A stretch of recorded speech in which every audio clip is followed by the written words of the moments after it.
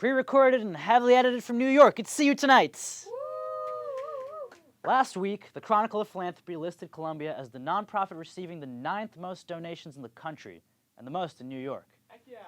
At Columbia, we're all about being high on lists, or, during midterms, high on Listerine. So this is pretty fun. What's not so fun is if you choose to start getting all ethical about this money stuff and where it's coming from. For example, most of Columbia's recent increase in donations came from a $700 million donation from Florence and Herbert Irving, co-founders of Cisco, one of the largest food distributing corporations in the world.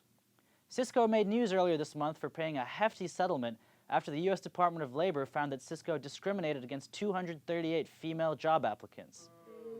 I guess I never thought that even the food industry would be home to rampant sexism. Like, which old white dude is sitting in an office ranting, "I'll be damned if I ever see a woman distributing my goddamn cream cheese. That's a man's job." Still, Columbia beat out almost every prominent charitable nonprofit in fundraising, so people must really believe that good stuff is going on over here. Well, let's check in on that. Columbia libertarians are doing their part to boost the intellectual life of campus by inviting conservative journalist and provocateur Chadwick Moore to speak on dismantling big gay. Yeah. CU libertarians invited their mailing list to the event with the addendum, "All viewpoints are welcome." Call me cynical, but I don't imagine many dissenting viewpoints from gays, big or small, showed up to that event. I mean, come on, I've seen middle-aged dudes on Facebook with more eloquent expressions of bigotry. To be fair, if my face fit the name Chadwick this well, I would probably have to do something like this to compensate too. Speaking of unnecessary provocative stunts, it's just about that time of year for a real spicy op-ed to take the campus by storm. And last week, we got just that. Social media feeds are brimming with backlash to a Spectator columnist op-ed titled, "Venmo me for my emotional labor." Now, I'm all for the concept.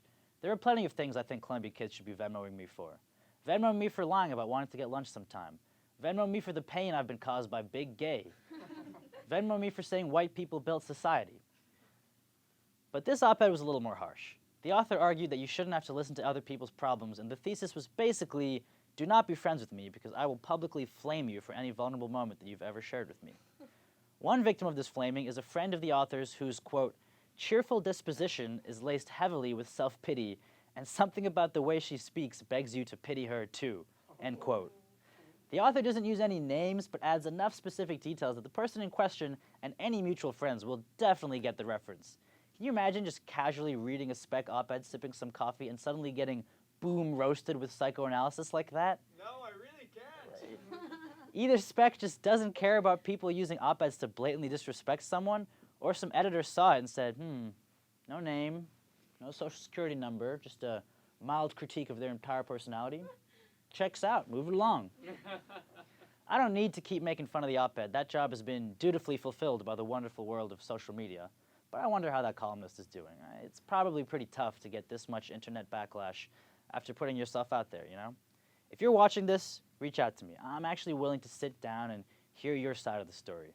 My Venmo is at Zahin-Das, so you can just pay me beforehand and we'll set something up. My Freudian analysis of that columnist is that she considers herself more important than everyone else. It's kind of a Columbia student thing where we assume we're more important than literally everything. Oh, boy. But no one, absolutely no one, is more delusional about the importance of Columbia than the Columbia chapter of the Sunrise Movement for Environmental Awareness. You may have seen their flyers around campus calling for President Bollinger to declare a climate emergency. Really? That's the movement?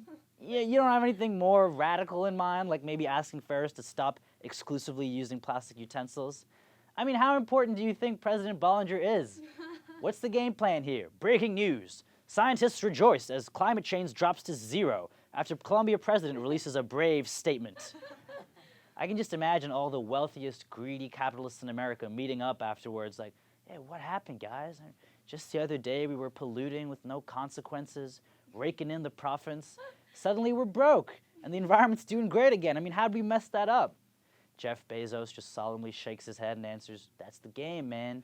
We may have a disproportionate influence in the political system of this country, but we don't make the rules. Big Dick Bollinger came in and shut it down, so it's the way it's going to have to be.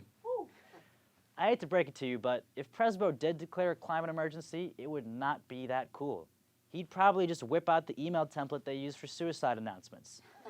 Title, message regarding an incident. Body, to whom it may concern. It is with disappointment that I share with you that the planet Earth is basically dead. A lot of you were somewhat close with this planet, or at least knew people who were, so I understand this is a very difficult time for the community. If you need to talk to someone about the fact that you will live to see your children suffer in extreme conditions and resource scarcity, we encourage you to see our staff, who are available during select business hours by appointment with 4-week notice, sometimes, if you're lucky. If you would like to take this time to make a gift to Columbia, really no need to save your money at this point, please follow this link for donations. Roar, lion, roar. That's it from our rant. We'll be right back with more fun news from Columbia.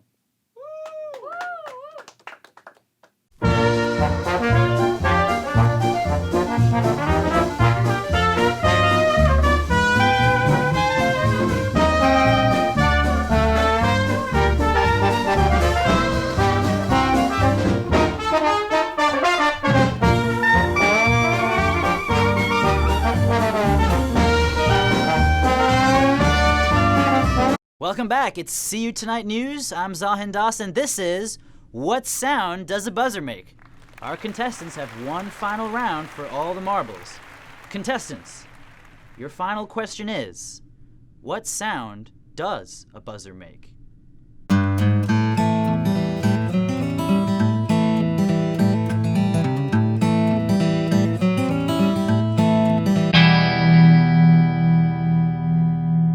Correct! Welcome back to See You Tonight News. I'm Zahin Das, and this is Think Fast. And our lucky contestants tonight are Bobby, Sandy, and Andy. Hey, Bobby, think fast. Sandy, think fast. Andy, think fast. Think fast. Think fast. Think fast. Think fast. Welcome back to See You Tonight News. I'm Zahin Das, and this is Where Am I Right Now? Sandy, your first question is, where am I right now? Right there. Ooh, you almost had it. Andy, your question is, where am I right now? There. Ooh, better luck next time. Bobby, your question is, where am I right now? Right over there. Wrong again, Bobby! I am so fast.